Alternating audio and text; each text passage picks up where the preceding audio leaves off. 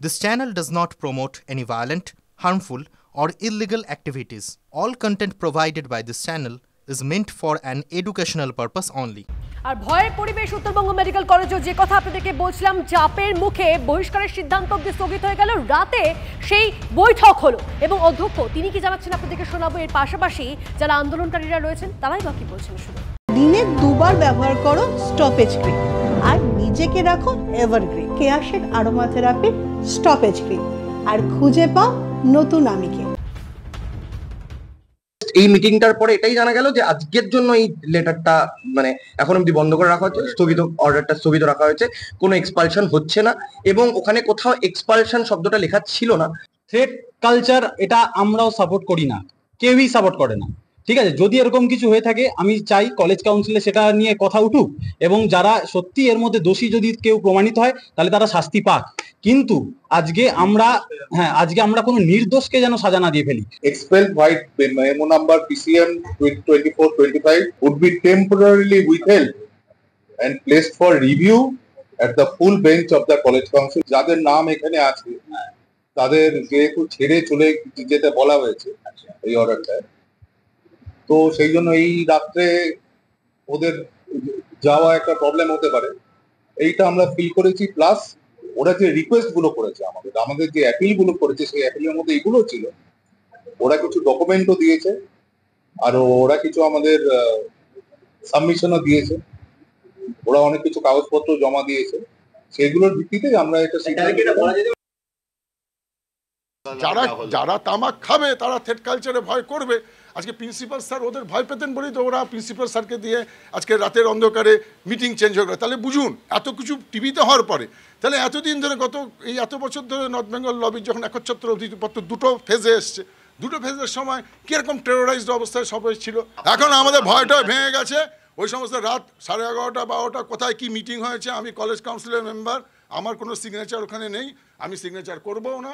তার কারণ হচ্ছে যে কলেজ কাউন্সিলের মিটিং কলেজ কাউন্সিলের প্রয়োজনীয়তা অনুযায়ী এবং কলেজ কাউন্সিলের মেম্বারদের মানে অনুমতি অনুযায়ী হবে। প্রিন্সিপাল স্যারের একার এই ক্ষমতাও নেই, এখতিয়ারও নেই, এটা এখতিয়ারের বহির্ভূত যে উনি ইন্ডিপেন্ডেন্টলি এগুলো করতে পারেন না। সিদ্ধান্ত কি হবে না হবে সেটা আমাদের হয়ে গেছে, সেটা কি ভুল না ভুল সেটা কলেজ কাউন্সিল দেখবে। বাকি সব আইন মিটিং হচ্ছে বেআইনি মিটিং।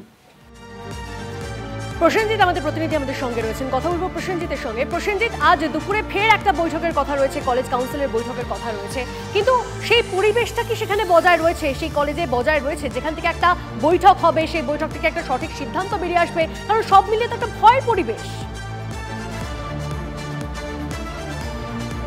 একদম, দেখো আমি প্রথমে একটা দুটো তথ্য দিই, আরও দুটো নাম সামনে আনছি। শুধু কি সোহম মণ্ডলের খাতায় তার প্রাপ্ত নাম্বার সাদা কালি দিয়ে মুছে তাকে লেটার মার্কস পাইয়ে দেওয়া হয়েছিল?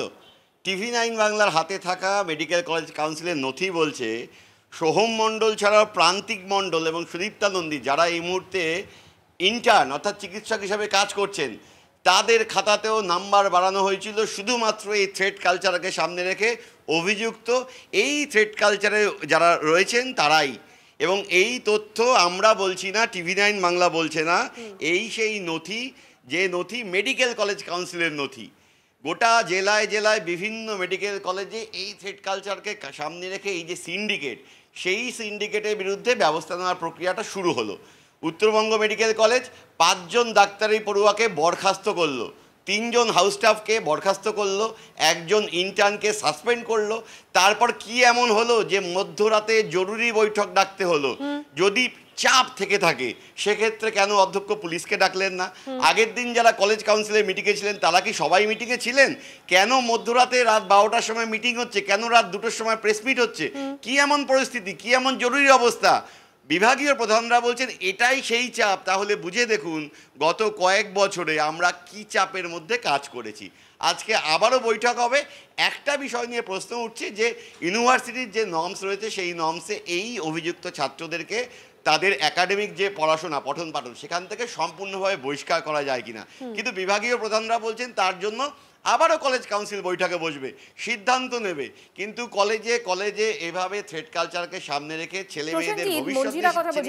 একটা ছোট্ট বিষয় জানতে চাইবো, এই যে তুমি যে গোটা বিষয়টা বললে না, কি ভয়ঙ্কর ঔদ্ধত্য ভাবো যে একটা সিদ্ধান্ত নেওয়া হয়েছে, সেই সিদ্ধান্তকে স্থগিত করতে হয়। এরপর TV9 বাংলাকে আটকে দেওয়া হয়? তার কারণ কি? তার কারণ এই যে আমরা লাগাতার এই সত্যিগুলোকে সামনে আনছি সে কারণেই। দেখো, এই উত্তরবঙ্গ মেডিকেল কলেজের অধ্যক্ষের বিরুদ্ধেও কিন্তু এই নাম্বার বাড়ানোর চক্রে জড়িত থাকার লিখিত অভিযোগ রয়েছে। সুমন বর্মা পিজিটি তিনি লিখিতভাবে জানিয়েছেন, ট্যাবুলেশন শিট নিয়ে তিনি যখন এই বিল্ডিংয়ে আসেন যেখানে ডিনেরও অফিস আছে, তখন অধ্যক্ষই তাকে বলেন নাম্বার বাড়িয়ে দিতে হবে, কারণ তারা প্রভাবশালী ছাত্র। সেই এবার এই যে ঘটনা গতকাল রাত্রে ঘটলো, যে ছাত্ররা আসলেন তারা দাবি তুললেন যে এই 5 জনকে বরখাস্ত করা যাবে না, তখন তড়িঘড়ি বৈঠক হলো। বিভাগীয় প্রধানদের একটা বড় অংশ বলছেন অধ্যক্ষ নিজে বাঁচতে চাইছেন বলেই এই ধরনের ঘটনাকে প্রশ্রয় দিচ্ছেন, অধ্যক্ষ তার নিজের ক্ষমতা প্রয়োগ করছেন না, পুলিশকে ডাকা হচ্ছে না। যদি কোথাও চাপ দেওয়া হয়, যদি কোথাও প্রেশার পলিটিক্স করা হয়, তাহলে তো চাইলে অধ্যক্ষ পুলিশকে ডাকতে পারতেন। সব মিলিয়ে পরিস্থিতি যা রয়েছে, অবশ্যই আমাদের নজর থাকবে আজকের এই বৈঠকের পর কি সিদ্ধান্ত হয়। ধন্যবাদ প্রসেনজিৎ।